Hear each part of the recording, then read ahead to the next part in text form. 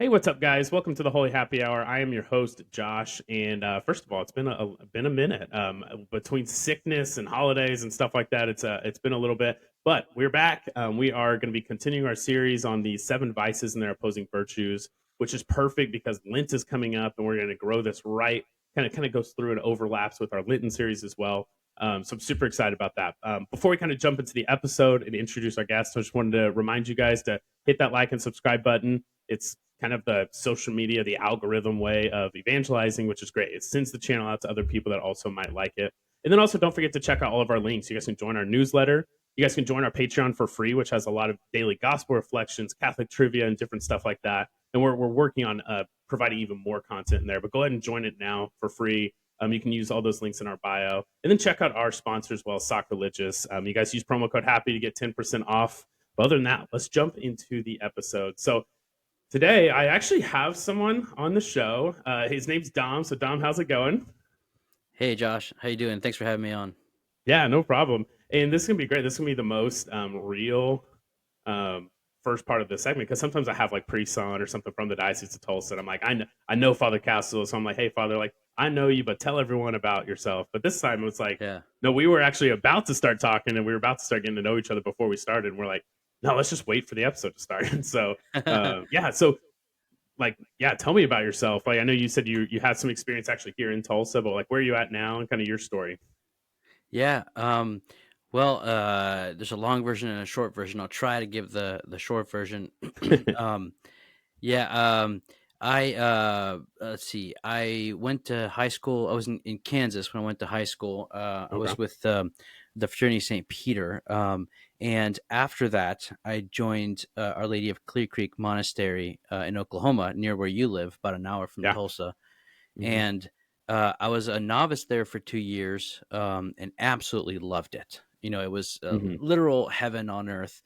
But I Yeah. quickly realized that the cloistered life wasn't for me. So I Mm-hmm. sadly I left, and Hmm. so I was a little bit lost for a while.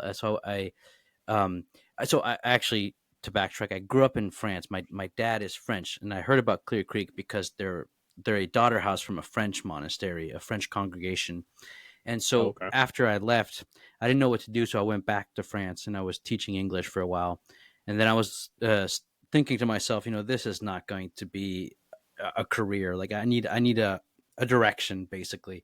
So Hmm. my brother had just got out of the Marine Corps. So I said, you know Hmm. what, screw it. I just went back to the United States. I joined the Marine Corps and I did 4 years. Oh Um, wow. and so since then, I've been studying. After I got out of the Marine Corps, I started. Well, I worked for them still a little bit as a contractor, but I got my bachelor's at Holy Apostles College and Seminary in Hmm. philosophy and theology, and then I got my Okay. master's in dogmatic theology. Same Hmm. thing with Holy Apostles, and now I'm like in between the master's and the PhD, but they don't do the PhD at that school, so I just Hmm. applied to the John Paul II Institute, and I just did the interviews. Actually, I'm waiting to hear back from them. In well, this upcoming month to see if I'm accepted or not. But Oh, nice. in the what I do on my spare time is basically these YouTube videos where I Hmm. talk about a lot of the theologians that I like to read, and Yeah. just the church's teaching and culture, faith, philosophy, things like that. And so I have a special focus on Joseph Ratzinger, who became Pope Benedict XVI. He's definitely a favorite of mine. And Yeah. another one, a French Jesuit from from the 20th century. He was born in 1886, I think, and died in 1991, if I remember correctly. This is Hmm. father, and then he became Cardinal Henry de Lubac, pretty famous Okay. Jesuit in certain circles. So yeah, so that's basically kind of Nice. the short version. Yeah. Yeah.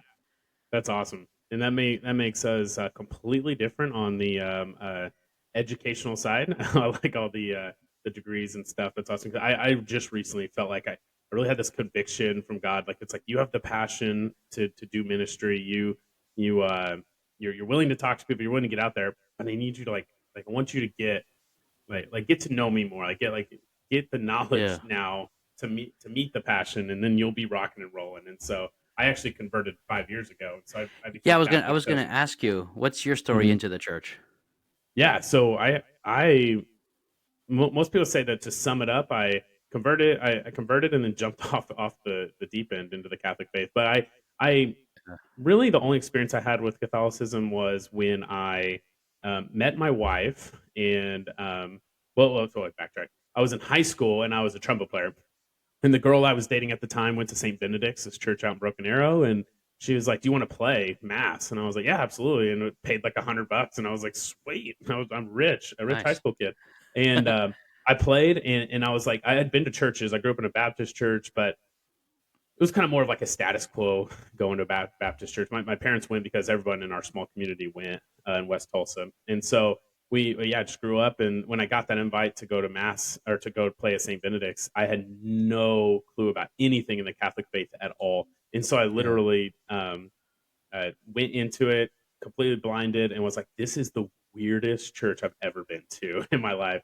And so that was Yeah. kind of my only experience with it. Now, it became a music education and then eventually performance major. So I was a trumpet player. So actually, my music history classes with Music History One, literally, like, where did music start? It used to be in just in the church, in the Catholic Church, and it was not even allowed outside. So I started learning actually the whole order of the mass, but from a musical standpoint. So that was a little Fascinating. bit of an introduction, and then I kind of just college phase and got into my career afterwards, and really didn't think much of it. But I always kind of had this thought of like, there's got to be more to all of this, like faith life stuff. And Yeah. it wasn't until I met my wife who was like, "You want to go to mass with me?" And with my only experience, I really was like, "Oh gosh, I will." And I think I actually told her it was either the first or second time, like, "I'll go, but I'm not going to become Catholic." And we even had like conversations like, if we get married, what do we want to do with our kids? Like, we Yeah. she's like, "I'm going to take them to mass, but you can take them to your church too, I guess." And she was not Yeah. very excited about it. But I met the right people and in the right timing, and met a great priest. And as soon as I met him, he's like, "Oh, you got to meet this guy." And he introduced me to the guy who ran the RCIA program. And when I met Mm. him, it was just kind of, he was cool. He invited me up to the church to hang out. And if you want to have any questions answered, but it's a fun time, we'll give you dinner. There's drinks and stuff. And ended up being RCIA, and so I went there and kind of got tricked into it. I was like, "This is like a class. Like, what did I just walk into?" And Yeah. after that first class, it was the order of the mass and why the order of the mass. I was like, "Oh, I know this stuff," but Oh from a wow. music standpoint. So then when I sat through that class and he explained the order of the mass from a biblical standpoint, like why they do everything, where it's at in the Bible or where it's at in church tradition, all this stuff, I was like, "What in the world? Like, this makes a lot of sense." So then I just went back out Yeah. of curiosity, and it probably wasn't until 4 or 5 classes in that I was like, I really want to do this. Like, this is. I always thought it was so scripted. Everyone's always saying the same things. Everything's so scripted. The priest is even always reading from a book, reading his homily from a piece of paper. I'm like, this so there's no, it's not personal at all. And then the more I got to know the Catholic Church, I was like, no, it's extremely personal. Like, it's very reverent, and I just fell in love with it. Just fell in love with like realizing how worldly I'd become and how attached to worldly things, and yeah. That's a So good way to put my it. wife Yeah. introduced me, and then I got tricked into it. But that was good. The RCA director actually pulled me aside one time. I remember he said, "Now I do want to make sure you're not doing this for Lindsay, right?" And I said, "No, I mean, I don't think so." He goes, "Okay, well, if you ever decide you want to do this, but you're only doing it for Lindsay, I'd rather you not do it." I was like, Mm. "Oh, interesting. Yeah. Okay." So, and Yeah. I don't know, something about that I really liked, and so he just wanted to make sure I was Yeah. doing it for the right reasons. I had my right intentions. I really believed what I was confessing, and so yeah, so it's been Yeah. great. But Yeah. then ever since then, we started up our own business. But like a year and a half in, I was like, we got to sell this thing. It's taking away from my faith life. And then I got the opportunity to work for the church, and so I literally sold my business. I went and I started working for the church. I do fundraising for the university parish at TU, and then I started up this Catholic podcast. And people are like, "Dude, you like really jumped out off the deep end, like a lead a Bible study, just walk with some guys in discipleship," and it's just been a lot of fun. So. You've been fully brainwashed. It's been a success. That's I know, awesome. right? Yeah. It is so funny. And now, and this is probably where a little bit of that conviction came from, is like when I do read, like in my comments section, I had just shared something today about like the church the church came first, then the Bible, not the Bible. Like the Bible came from the church, not the church from the Bible. There we go. And so many people just like in my comment section, just like with such harsh beliefs about the Catholic Church. It's like made me really like sad and interested at the same time. It was like, man, like how are you guys thinking, or Yeah. why are you guys thinking this way? And so it's yeah, Sorry, I've come I don't come a know if you, long way in 5 years. I lost you for a second there. I hope just a second. My internet's here. Let me real quick switch my internet because I'm worried about. Okay, yeah, no problem. Not a problem.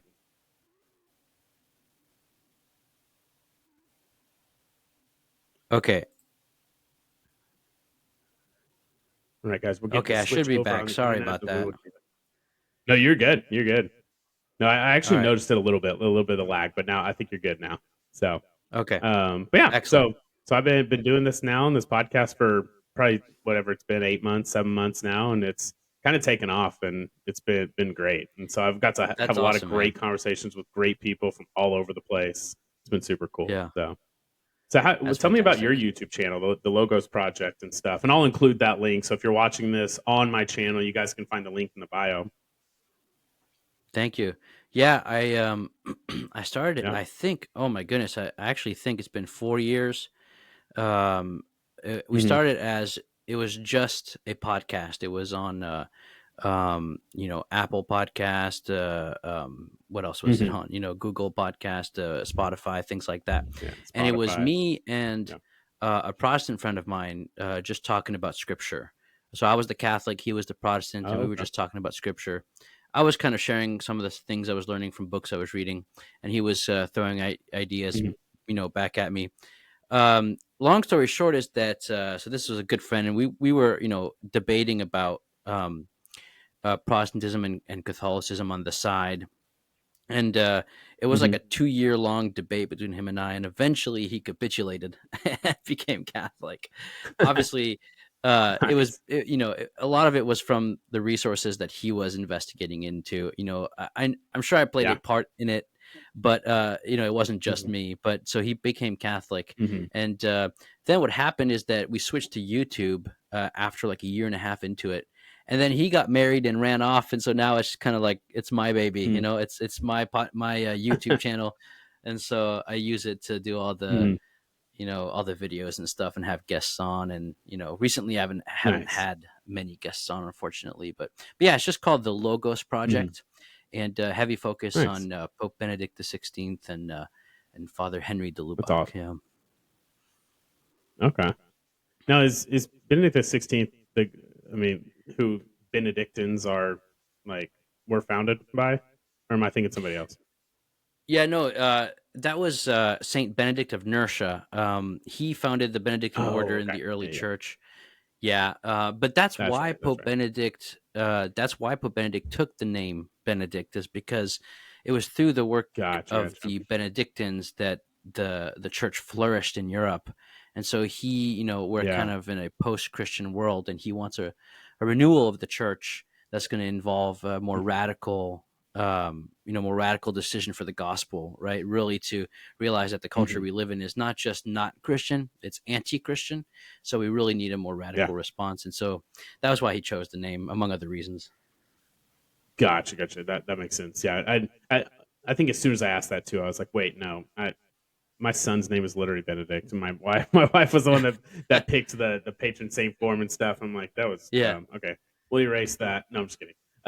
No, you Well, that's could. awesome. Well, thanks. Yeah, again, thanks for joining us. I'm excited to have someone on to help me dive even deeper, which is actually works out perfect with the joke I made earlier about you. You've been like the really heavily knowledge one, and I'm kind of growing in my knowledge. But yeah, we're doing a series on the seven vices and their opposing virtues. I actually got this kind of series idea from a talk from Seek 24, the Focus Missionaries conference they do every year, and Father Josh Johnson did this amazing talk. It was about 45 minutes, and he kind of went through all of them real quick. And I was like, it'd actually be kind of cool to do a single episode on each one, on the virtue or the vice and the opposing virtue. And so we had talked about one that I think that is going to hit home with a lot of people. And so, yeah, with greed and generosity. And so, I know a lot of us kind of understand the like what greed is.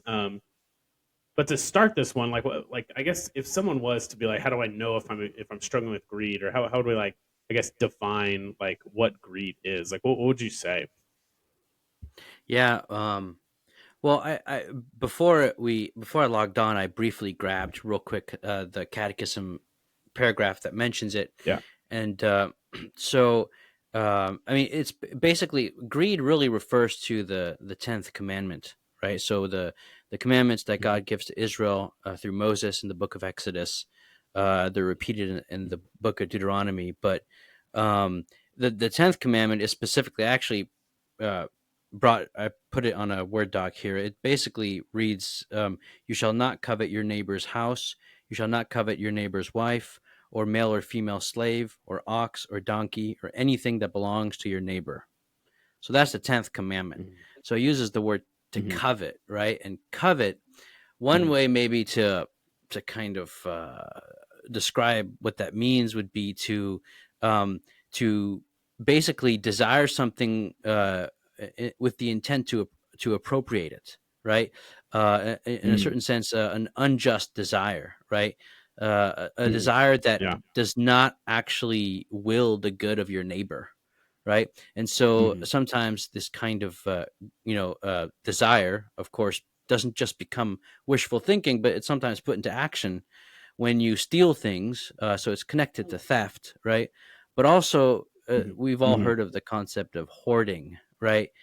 Think of Scrooge Yeah. McDuck, in Yeah. Disney characters. Yeah. It's someone who really holds on to material things and holds on to them tightly because he kind of his heart Mhm. is really in material things. So maybe to read what the catechism Yeah. says, Mhm. if I can. Yeah. Yeah, there it is. Okay. Yeah, it's catechism. This is paragraph 2536 or 2536. Mhm. It says the 10th Mhm. commandment forbids greed and the desire to amass earthly goods without limit. It forbids Mhm. avarice arising from a passion for riches and their attendant power. It also forbids Mhm. the desire to commit injustice by harming our neighbor in his temporal goods. And then the Mhm. catechism goes ahead and quotes from the Roman catechism, which is just an older catechism. And here's the quote: "When Mhm. the law says you shall not Yep. covet, these words mean that you should banish that we should banish our desires for whatever does not belong to us. Our thirst for another's goods is immense, infinite, never quenched. Thus it is written, quote, 'He who loves money never has money enough,' end quote." So that's Mhm. just two passages, right, that kind of Yeah. further explain what I was trying to get at. So yeah, really, it's just this Yeah. disordered desire for temporal goods that belong to other Mhm. people, right? So that we can have Yeah. more, more, more, right? And so if someone Yeah. loves money in a disordered way, they never have enough money. That's just the example Yeah. used. Yeah, absolutely. We were part of a multi-level marketing company at one point, and everything was so big on like getting to the next level. You can make this much money, but then when you get there, you got to get to the next level and you make this much money. And it really did kind of seem like this endless, Yeah. like whatever. And that was kind of my first thing I was thinking when you were talking that is that this thought of like Jesus has to be enough. Like your faith life has to be the center because I could say to myself, like, man, if I was only making $6,000 a month, like I'd be set. Hmm. But if I focus on that, and that's really like what I think is what'll fill that like void in my heart, I guess, or whatever, void Yeah. in my life. When I hit 6,000, most likely I'm just gonna be like a couple months in, like, man, if I was only making $7,500 a month or $10,000 a month, it's never gonna go away. And so yeah, Yeah. we had to get out of that company. And everything was so backwards. It was so focused on Hmm. worldly things like wealth and building stuff. Now, granted, we did want to build wealth so that we could do great things, Right. which I know that's a common misconception too. Is people actually look at rich people poorly because Hmm. it's like you guys shouldn't have this much. Your house shouldn't be that big, or you shouldn't be vacationing to like the Caribbean Hmm. twice a year or whatever. Um, which I don't know if that's, in my opinion, I think I've heard that that's not necessarily true. I think that you need to like spend your wealth. You need to steward your money well. Um, Yeah. but the Catholic Church needs wealthy people. Like we need to. I mean, I do fundraising for a living. Like if there were no wealthy people, my job would be very hard. Yeah. By the way, can you hear the fan in the back? I can go turn it off if it's a problem. Can you hear that? No, no, I can't. I can't Okay, hear it. good. Can you I hear just the wanted. screaming kids in the other room? My kids were screaming in the other room just a second ago while you're talking. I was just like, I hope they they Yeah. can't hear that, but Okay, that's well, okay. that's good. That actually is perfect background noise for a Catholic podcast. It's just the Yeah, two exactly. kids Yeah, screaming in the other room. But yeah. yeah, another thing I No, thought about too. No, go ahead, well, because I you're was probably about gonna to respond to say, what I said. yeah, just that, you're right. It's not a condemnation. Condemning greed is not condemning possession, right? But it's condemning disordered Hmm. possession. So if one possesses things in Hmm. an ordered way, which means that he possesses them for a purpose, right, which is tied to his fellow Hmm. man, then it's not really about some kind Yeah, of calculation, like how much does someone have, but it's about yeah, yeah. the way in which you possess. But I would argue that when people do possess a lot, uh, it's going to be a lot more difficult to have an ordered relationship to the Hmm. amount that you possess, and so it does become, for the rich man, becomes more difficult to actually Yeah. um, be detached from his possessions, and that's kind of what Jesus says in the Gospels, right? Hmm. So again, it's not a Yeah. condemnation Hmm. of possession, but it's a condemnation of Yeah. our the nature of our attachment to our possessions, right? And it Yeah. is much more difficult if you're more wealthy. Now, you're right though. Some people need Yeah. more things to reach certain ends that help, their fellow men, and so that's why Hmm. that's necessary as well. So that's kind of the way I would Yeah. approach it, if that makes sense. Yeah. Yeah. Yeah. Absolutely. Yeah. We've just recently brought on a business manager for this podcast, and we've set up everything, and she's like got these people that want to be great supporters and stuff. And so what the very first thing we did is kind of write up a little clause of like this is like how much money, like the percentage we want to go towards like the ministry, because our goal with this podcast is to use the platform to then bring on supporters that we can do things for the good for the people in need. Mm. We've got people that want to be part of this ministry that build decks, and so they said there was a time where a tree fell on an old lady's deck and it broke the side rail and stuff, and he went over there, helped her, fixed it up, and then she's like, how much do I owe you? And he's like, nothing, don't worry about it. And he's like, I want to be able to Yeah. do that more. I can't, but I want to be able to do that more. So I Yeah. was talking to her and I was like, man, we need to make sure like that's our main thing. And it's been such a great fit because she's been like all on board. It's like, yeah, like Yeah. we could bring in a lot of money with this thing one day, but we want to make sure that a lot of Yeah. money is Yeah. going Yeah. into the community, like going to people that need it.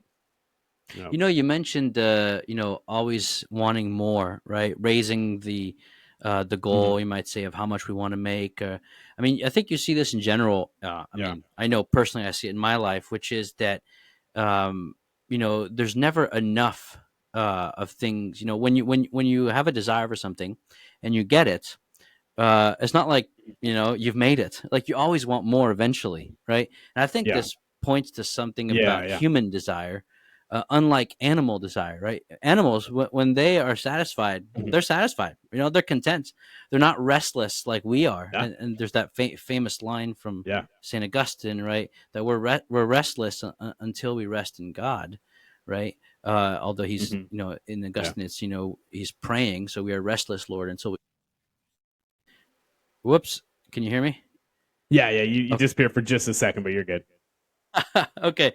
So what I'm trying to say is that it points to the fact that the longing of the rational animal, right, of the human being, right, is a Uh-huh. different, qualitatively different from other creatures, because he desires something that goes beyond the what's available in the natural world, right? In other words, his he Hmm. desires supernatural, right? Something that comes Hmm. from God, something infinite. And so it's Hmm. precisely because our desire is for something that goes beyond this world, that the things of this world Yeah. don't satisfy us, and that when we make them into our ends, then we become Hmm. restless, always want more, more, more. And this is the origin story of addictions, right? And so it seems to Yeah. me that Yeah. greed, in fact, is it's actually a sign that you're made for God, right? Human Hmm. beings are greedy in the way they are, and it Yeah. reaches levels of destruction that's not possible for animals, right? That's the thing about human beings. Yeah. Because rational animals, they can do worse things than animals, right? But it also Yeah. means that That is true. for something much more lofty and noble than animals. And so, yeah, I think Yeah. greed, and then I'm sure we'll talk about generosity. It's opposite, but greed really Yeah. Yeah. shows something about human nature itself, this restlessness, and the fact that our end Hmm. and what we truly desire from the depths of our nature is something that Hmm. is not of this world, something radically transcendent, right? Something Yeah. infinite, right? C.S. Lewis talks a lot Yeah. about this too. That we Hmm. we we desire, God is kind of his argument from desire as a proof for God's existence. But anyway, but that's a tangent. So Hmm. yeah, I just what you said reminded me of No. Yeah. the Yeah. the the yeah Yeah. No, yeah, and I agree with all that. Yeah, and I think too to myself, like if someone's listening and they're like, "Oh, well, thank goodness I don't have a lot of money," it's like, and money isn't the only thing that can cause greed. But I even think about some of the people who like want to portray like they have money. I don't even know if that would be maybe we'd be getting into a different vice at that point. Maybe it's more uh, pride or so I don't know. But I know pride's the root of all this, and that was the yeah very first one I started with was pride with a priest, and he was just talking about how it's like just the mm, root of all of them. It's like when pride comes in, yeah they really it's the domino that starts it all, and it can just lead to yeah everything. And I'm kind of seeing that in like the yeah conversations we're having. It's just like yeah, the greed can really just easily stem from that, and then I can also see a greed maybe also being another one where it's like, man, as soon as you start getting greedy, you then also can start being envious of others and jealous of others and get angry at others because they have things you want. And man, that's a tough. This would be a tough one if someone was living like this. I know it used to be me. That and probably still a little bit because I'm not perfect, but this would be a tough one in today's society. So like today's society is just really big on just more and more and more like wealth, like what you have, yeah. and even when it comes to like social media following, it's like you could have social media, but it's like you only have 1,000 followers. Like wow, like that's crazy. You know, It's really yeah. interesting. You brought up the um, how there's a similarity between pride and greed, right? And I mean, the opposite of pride is Hmm. humility, and the opposite of greed is Yeah. generosity. Well, there's also a similarity Hmm. between humility and generosity. But just to begin with the similarity between pride and greed, pride, of course, is this attempt to be self-sufficient, this attempt to be like God, right? To be the center of the Yeah. universe, you might say. And so, really, what stands in the center of pride is the self. But it's Hmm. literally the exact same thing with greed, right? With greed is that you want to take from Hmm. others things for yourself, right? Yeah. You want to be self sufficient. You want to be powerful. You want to be secure. There's a lack of Yeah. trust in God and a lack of acceptance of the fact that we're not God, that we're created, and that we depend upon something other than ourselves. So yeah, I mean, there's Yeah. pride and greed are definitely connected. Like you said, pride is the root of it, right? But greed Hmm. is really this. Yeah. You kind of become the center of everything, like a magnet, like a black hole, right? Like swallowing everything and hurting Yeah. everyone in the process. And but yeah, I mean, Yeah. if the opposite of Yeah. that is generosity, well, then there has to be a link between Hmm. humility and generosity, and I think there is. But I think we'll be able to Yeah. talk about that Yeah. maybe going forward. But go ahead. Yeah, I don't want to jump Yeah. ahead. Yeah, absolutely. Yeah, before we get into that, one other thing I was thinking of is this I was having this great conversation with our catechist, and we were talking about this mechanic that was looking at his car before he found a friend, luckily, at his parish that works on cars. But he's looking at his car, Yeah, and he was gonna charge him, it was like, whatever, $5,000 for this fix, and then his they he was thinking about it, that's a huge fix, and then he went to his parish and so, hey, have you met this person? And he's like, what do you do? And he's like, I'm a mechanic. He's like, oh, that's awesome. Like, you want to look at my car? Like, I'm having these troubles. And the guy was like, yeah. yeah, I can definitely do that for you if you want. If you order this part, whatever, it'd be about a $1,500 fix. And then he asked the guy, he's like, hey, I got quoted like 5,000 for this. And he's like, yeah. It's like mechanics will do that. It's like, so, it's that job that Oh if man, you can't do it yeah, yourself, then you got to pay. like then I can charge you more. And it's we started talking about this, like that's just kind of how society I feel like is nowadays. It's like if you can't do it yourself, then which Yeah. kind of leads No, right into it's generosity. It's like we should be thinking the opposite way, and that's what we want to do here at the Holy Happy Hour. Our overall ministry is called the Cabrini Collective, and we really want to just be that uh, outpouring of love into the community. Of like, yeah, like we want to be able to for every $30 a month that someone supports, we could do an oil change for someone like every month, and doing stuff for people like just that's to amazing. kind of ease Yeah. that burden because there is times where it's like you can't cut your own hair if you want it to look good. You're going to pay a lot of money, especially if you're a woman. You're going to pay a lot of money for it because Yeah. it's a skill and a talent, a trade that someone has that they're just going to charge out the wazoo. Photographers, that's another one that's like so much money for. It's just, I don't know. I feel like that starts falling into what we were talking about earlier about uh, just the more you have, the more it Yeah. just gets dangerous to kind No, of I find mean, that order still. Like I know you have to make a living, but still, it's like finding that order. But yeah, it was an interesting conversation just about I forget what the word he brought up, but he brought up this kind of like uh, oh man, I'm running blank of what it was. But yeah, he said I think consumerism. some Yeah. some pope or something actually put out a Yeah. writing or something something similar to this. I can't remember exactly what it is, but Yeah, yeah. Well, I mean, the Pope talks a lot about the consumerist mentality of our yeah, society, right? Everything is hmm a good to be consumed, right? Everything is a yeah, product, and so yeah, I mean, that definitely objectifies people. It kind of takes the dignity out of labor. Um, it's definitely a hmm product of the kind of liberal economy that we have since the hmm Industrial Revolution, and it's yeah, definitely something that divides people, ironically, which is this kind of global economy which hmm is meant to bring nations together internally divides people because of greed, right? But you're right, it's yeah, generosity that brings people together, right? It's actually yeah, helping out your neighbor with an oil change for no fee just because we're neighbors and because living together is a good thing, right? And that's yeah, what yeah, actually brings about peace. It's sometimes this kind of liberal economy that brings about unrest and discontent. So that's why I think, hmm community help is so important, and that's what the church can provide. Something that you might say yeah, the kind of larger economy can't, right? And what the church can provide yeah, is spaces like that of generosity that keeps people sane, yeah, and human. yeah, I totally yeah, agree. Yeah, absolutely. Yeah, and one thing I was going to ask too before we move on to kind of talk more in the like practicals of like if someone's listening and they're like, "This is me. How can I get better?" Is there any other way you could think of? Because obviously, when I think of greed, the first thing I think of is money. Like money, obviously, is the number one thing. Is there another like example you could think of maybe to help people even get a better understanding? Because they may be thinking like, "Well, I don't really care for money or whatever," but you could maybe show greed in a different way. yeah. Well, I guess, I mean, greed does usually have to do with things that other people have. hmm So money or hmm a car, a house, if you're a kid, a toy, um, it hmm usually has to do with material goods that people possess, and greed has to do with our disordered desire towards those, right? But you could talk hmm about a hmm greedy attitude, right?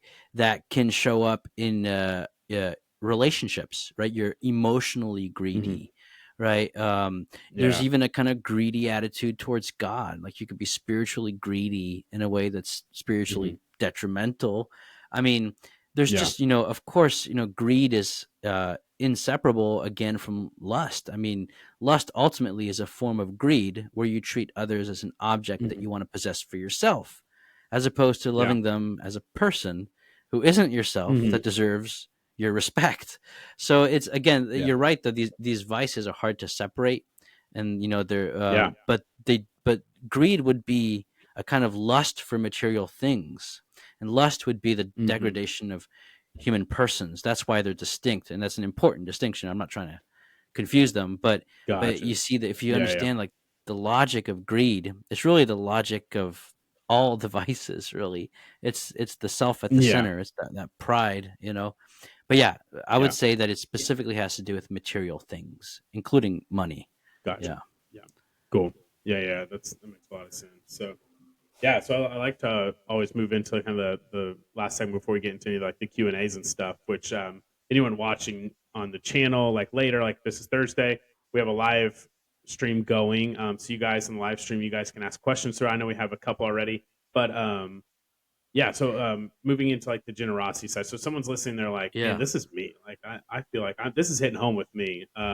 So what can I do? Yeah. Like what do I do? And obviously, either one of us being priests, I always suggest spiritual direction is the number one thing you could do. But just from like a lay person's advice, like what would you like? Like where would you start Yeah. with someone? It's like, okay, you're struggling with greed. This is where I would start. Yeah, no. Well, first of all, generosity, right? The opposite of Hmm. greed. It's Yeah. one of, if people want to know, it's actually one of the 12 fruits of the Spirit that St. Paul lists Hmm. in his letter to the Yeah. Galatians. Here, actually, I think it's worth listing them very briefly. It's from Galatians 5. Yeah. Absolutely. Here are the Yeah. 12 fruits. He says, charity, joy, peace, patience, kindness, goodness, generosity, gentleness, faithfulness, modesty, self-control, chastity. So one of these 12, of course, generosity. Um, so I guess before, kind Yeah. of like defining what it is and then saying, well, how can we actually be more generous and less greedy in our everyday life? I think Hmm. it's uh, I think it's Yeah. good to turn to the best example of generosity, which obviously is God, right? But Hmm. Yeah. Yeah. how do we know that God is generous? And this is where we come to know how and who God is through Jesus Christ, who is the revelation of God, the Father, Hmm. in history among us. And honestly, Yeah. the first text that came to mind when I was thinking about generosity was the Hmm. famous Christ hymn from the letter to the Philippians. It's chapter 2. It's a poem. Hmm. It's a hymn that St. Paul reads or writes, Hmm. right? It seems to be something that predates Paul. He's quoting it, it seems like. But Hmm. would you want me to read it? It's very very beautiful Yeah. hymn. So Yeah. Yeah. Go for here's it. here's how it goes. This is in Philippians chapter 2.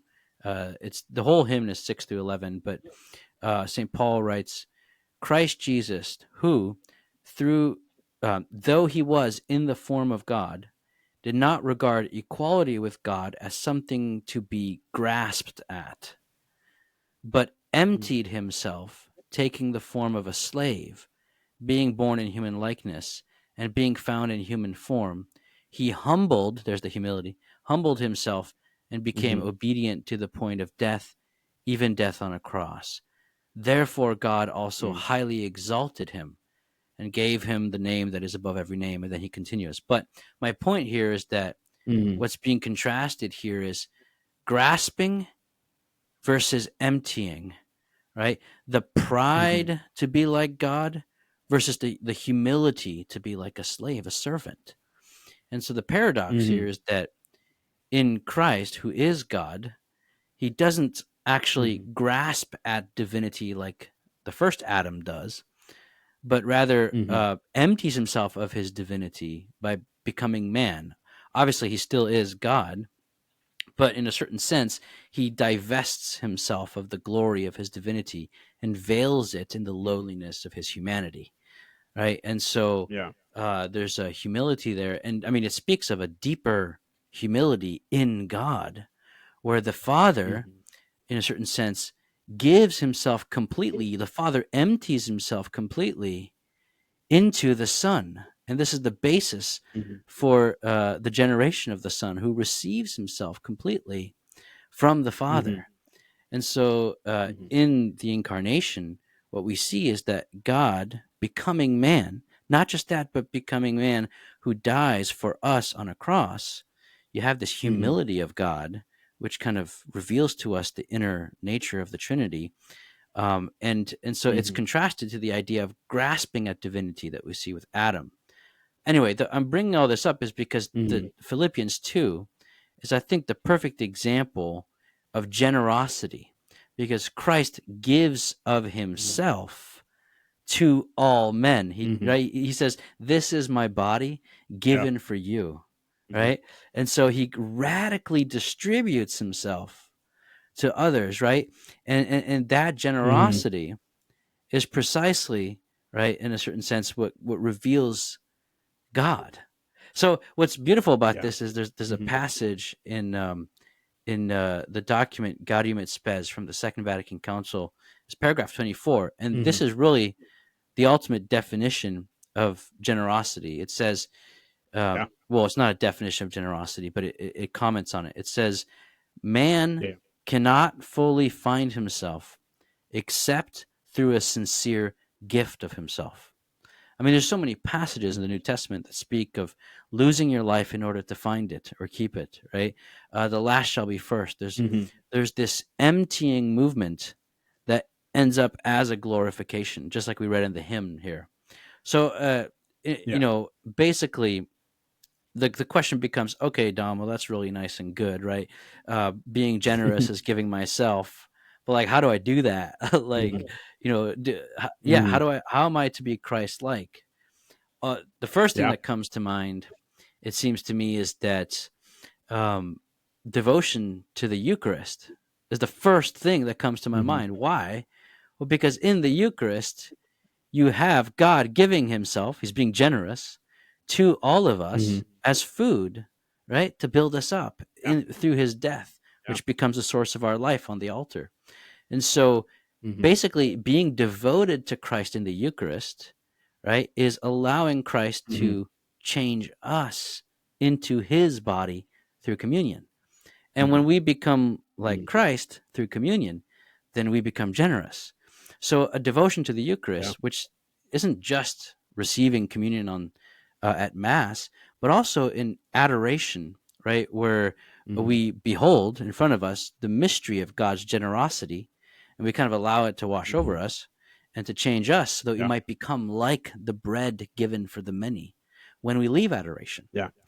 And so, and also like the whole idea of, receiving God in his insane act of generosity, the only answer is gratitude.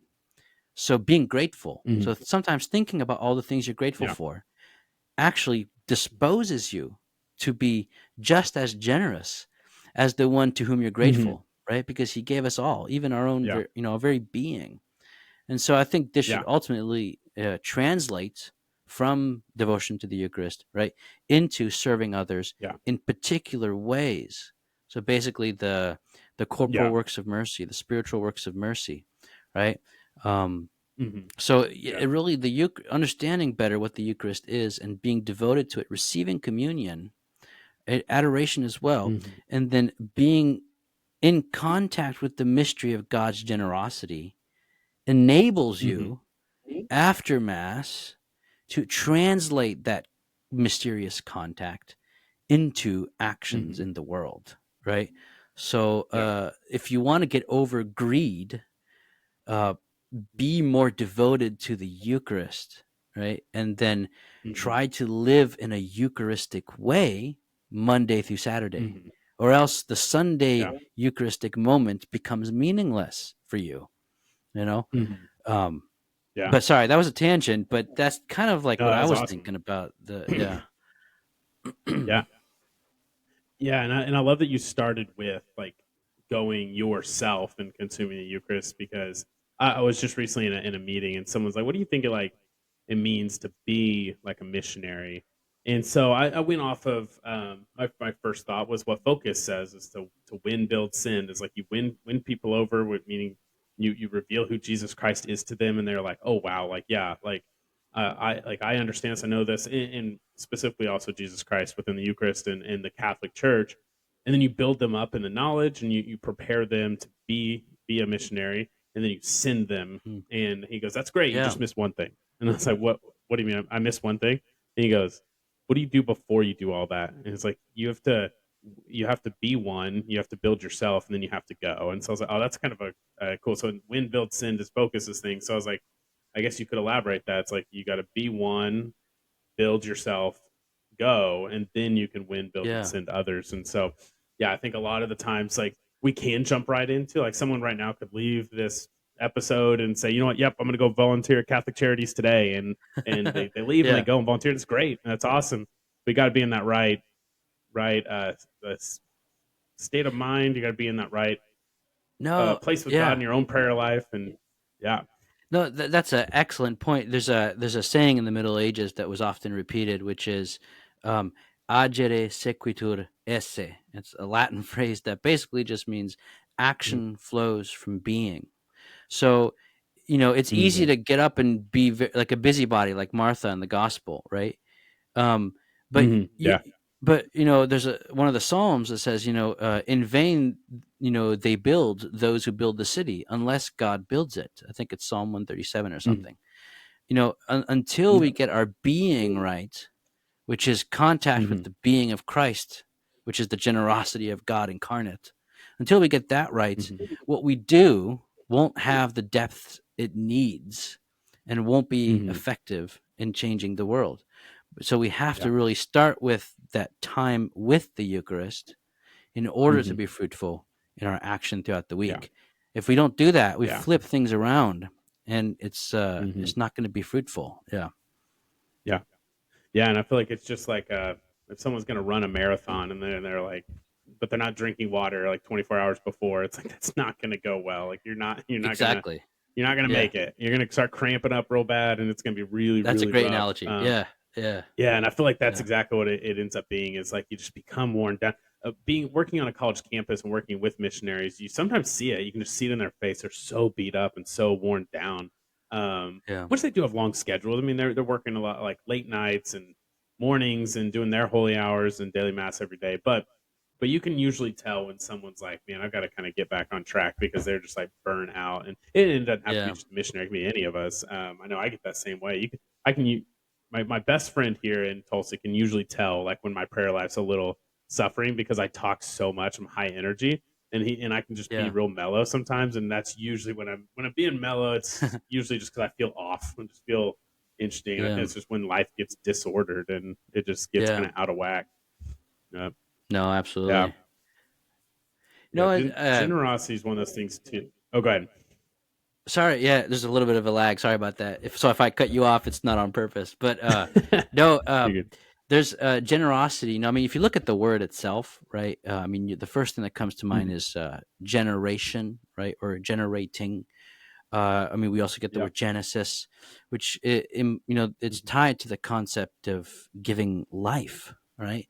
But Mhm. also Genesis, reminds us of the idea of the beginning of an origin. So Mhm. it's an origin from Yeah. which life comes, but life is always a gift. It's given to us. We don't do Mhm. something before our conception to earn life, right?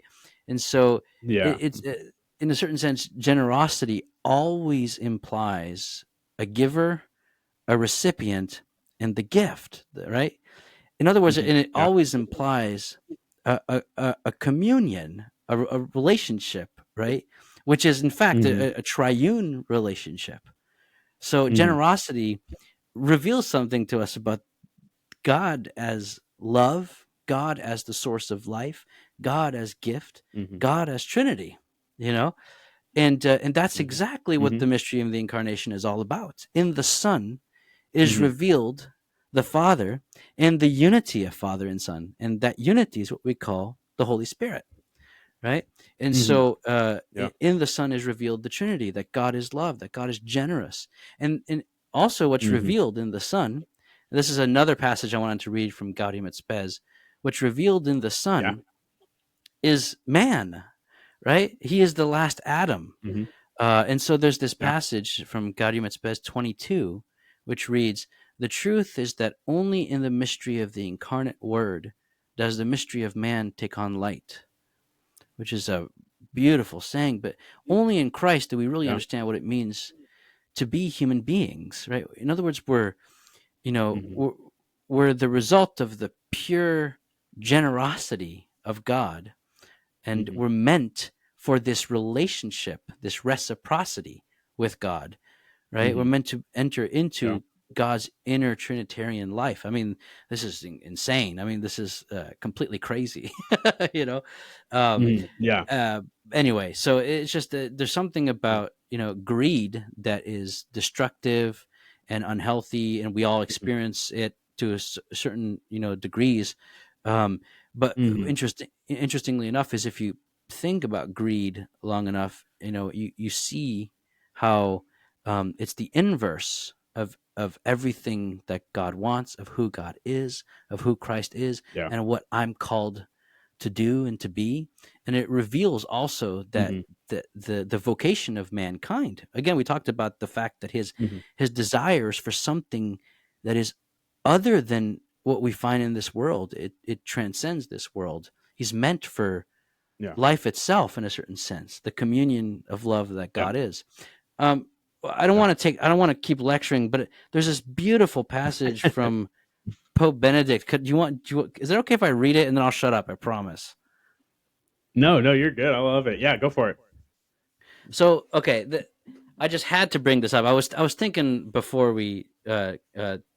before we did this, what could I Hmm. draw from to understand generosity better? And it Yeah. reminded me of greed is this desire that's unquenched, right? We can't satisfy Hmm. our desire, and so we end up in a destructive way, ruining ourselves, right? And so, but what Yeah. is it that we really desire, and how do we understand generosity in light of that? Anyway, so Pope Benedict, this is from his encyclical Spe Salvi, which means uh, in hope we are saved. Um, Hmm. here's what he says. He says there is a contradiction in our attitude, which points to an inner contradiction in our very existence. On the one hand, we do not want to die. Above all, those who love us do not want us to die. Yet on the other hand, neither do we want to continue living indefinitely, nor was the earth created with that in view. So, what do we really want? Our paradoxical attitude gives rise to a deeper question. What, in fact, is life? He says, there are moments when it suddenly seems clear to us, yes, this is what true life is. This is what it should be like. What we call life in our everyday language is not real life at all. Ultimately, we want only one thing: the blessed life, the life which is simply life, simply happiness. And looking more Hmm. closely, we actually have no idea what we ultimately desire, what we would really like. We don't know this reality at all. Even in those moments when we think we can reach out and touch it, it eludes us. All we know is that Hmm. it is not this. It's not things in this world. Hmm. Yet, in Yeah. not knowing,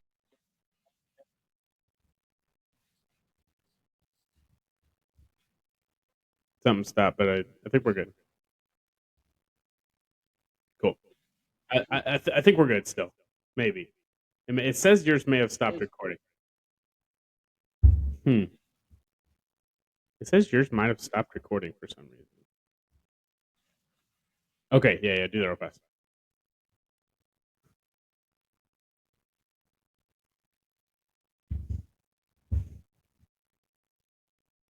And you guys that are watching, feel free to ask questions. If we can't get this back up, then we will answer the questions at the end. We've already got one great one. But yeah, enter it in. All right, cool. It says it's recording. We're good. We are being, okay, I just saw recently Trent Horn said, guys, if you pray for me, I feel like I'm being attacked spiritually yeah, through technology. I just had a camera go out on me. I just did an awesome debate with Alex O'Connor where the mics sounded like crap. And it's just like, it's so funny. It's like, that's us right now. We're being attacked.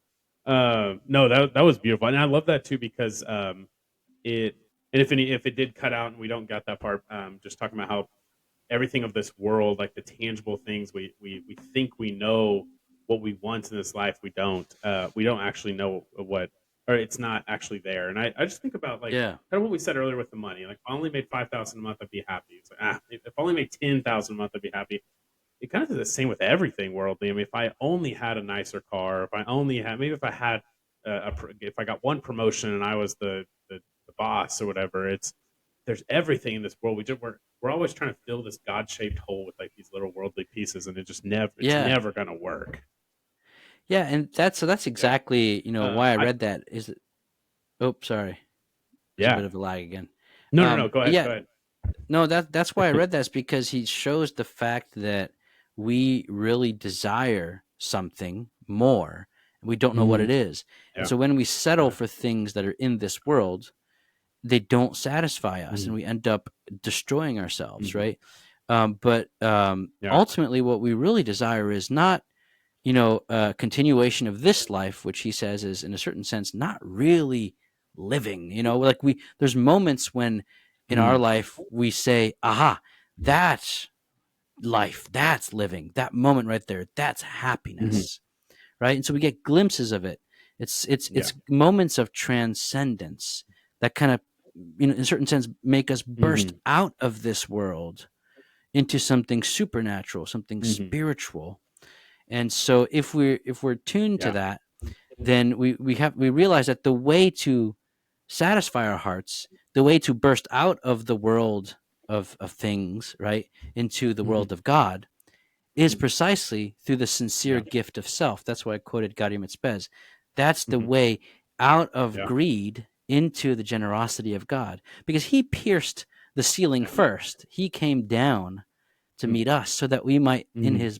his mystery, in his body, go back up Yeah. through the ceiling to God. So anyway, the whole faith is kind of Yeah. summarized in this idea of generosity. So Yeah. yeah. Yeah, it really is. Which is so awesome. It's yeah, it's so great. And I feel like the algorithm today on YouTube when I got on, it was God worked it a little bit. I came across this guy that I subscribe to, and I love him. I'm going to include him in the comments just because it's awesome. It's literally not a Catholic person or Catholic podcaster. It's literally a Pokemon collector, Pokemon card collector. It's named Coop's Collection, and he has grown this massive following because of how generous he is. He's such a wonderfully awesome person. He goes to these card these Pokemon card trading shows and everything, and he sets up. And when these kids come up, he's like just so friendly with it. Really, people in general, but especially the kids. And he always has like binders where he's like, you can take anything there for free. Like, go ahead. And if anyone's ever Wow. like starting their collection, he's like, hey, you see this graded card? Like, it's yours, whatever.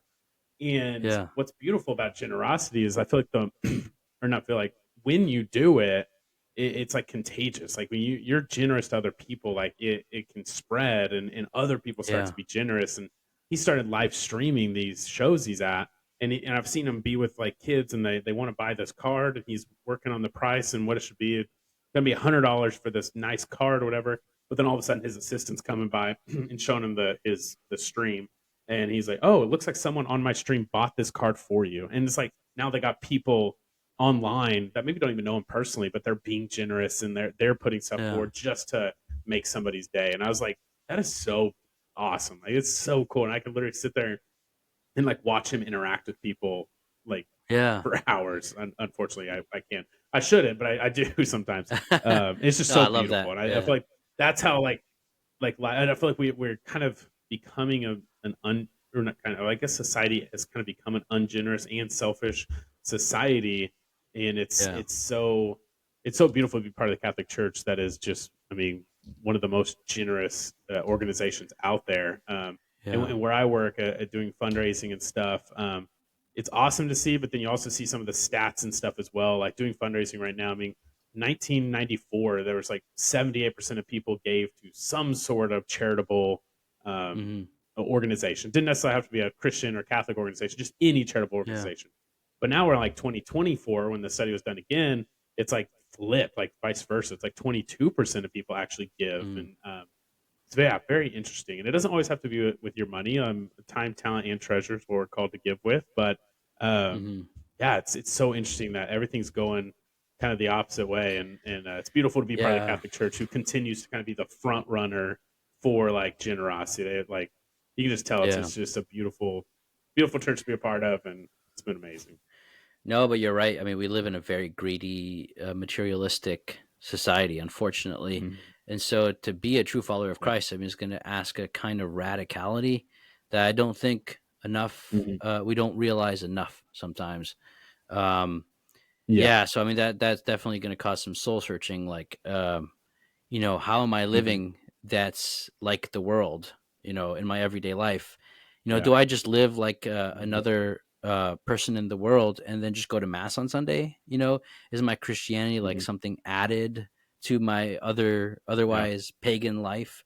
So this is Yeah. where, yeah, greed and generosity become really relevant in our everyday lives as Christians in a Yeah. world that's become very greedy and very, Mm, materialistic. And so we can't live like that. And yeah, that's going to ask some sacrifices that I don't know if we've yeah, really thought that through long and hard enough, hmm Yeah.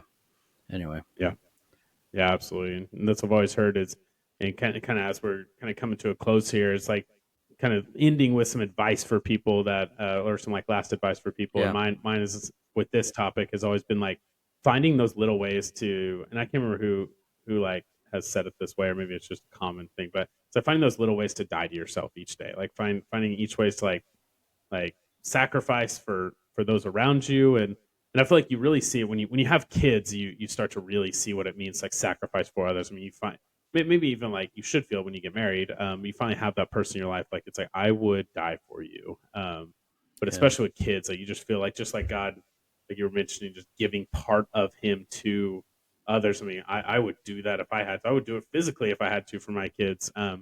But what maybe some to finish it, wrap it up, and then we have a couple of questions over here. But we'll wrap it up. What's some like last advice you'd give to someone that's like struggling Yeah. with this, but they're like, yeah, you know what, today I wanna start making a change. I think we underestimate and sometimes just straight up forget how um, how how much a compliment actually can do for other people, right? Saying Mm, something nice to someone else, you'd be surprised how that can change someone's entire day. So if you get into the habit yeah. of occasionally saying even just a very small thing, right? Saying nice thing, Hmm. complimenting someone about, what they're wearing, what they did, what they said, how they sung at mass or something, a little compliment, I think, is a good way of being Yeah. generous. So that's Yeah. one thing I thought about. Yeah. Yeah. Absolutely. I used to hear my sales days of even in the sales world. It's like the number one thing that people like to have said to them is their own name. Is like a lot of people Yeah. aren't used to that. Like, and so we have this coffee shop. We'll meet there tomorrow morning for discipleship in our little small group. And anytime we go there and there's a new person working, we go out of our way to be like, hey, what's your name? Like, I know everybody else. Like, what's your name? And so we try to know those people by name. So when we show up to Summer Moon and we know Jackie and Rain and JT and Chloe and all the people working, which Yeah. is super cool. And I feel like that's one of those things that uh, can open doors. Like when you're that generous for Yeah. others, and people want to know, like, why are you so joyful and happy all the time? It's like if you can Yeah. get yourself in that mindset, it's like that's then that perfect opportunity to then share the gospel with someone, to introduce them to Jesus or introduce them to the Catholic Church. And it Hmm. all stems from that. You can be generous to anybody, Yeah. even the hardest of core atheist person would still appreciate generosity. And so I Yeah. think it Yeah. starts there, and then For yeah, sure. Yeah. each No, level. So absolutely. I mean, well, that's how God well, reached us, awesome. right? By Well, being generous. Yeah.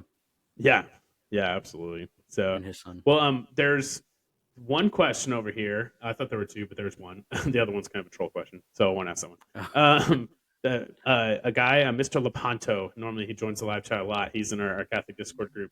He said Yeah. Dom frequently has book recommendations. Can you ask if he has any book recommendations on the seven deadly sins slash virtues? Oh, I can't think of a book specifically on that.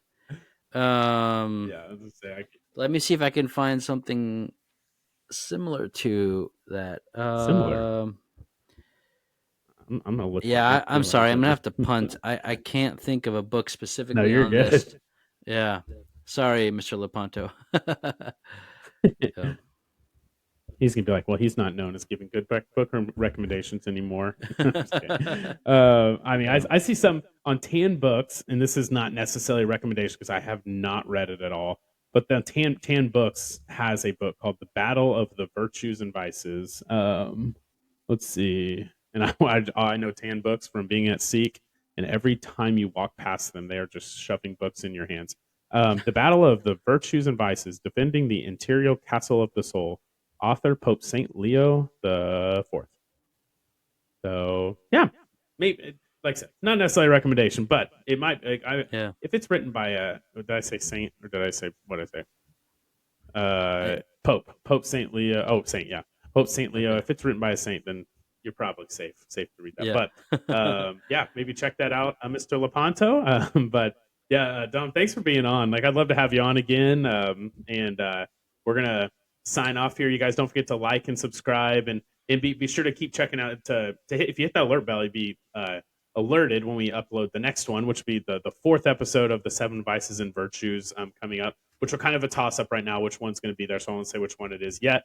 But we're going to be going through all of them, and Lent is also coming up. So make sure you join our Patreon group as well, because we're going to be uploading all sorts of great stuff during Lent as well. And again, it's free. You have the option to support, but don't feel obligated.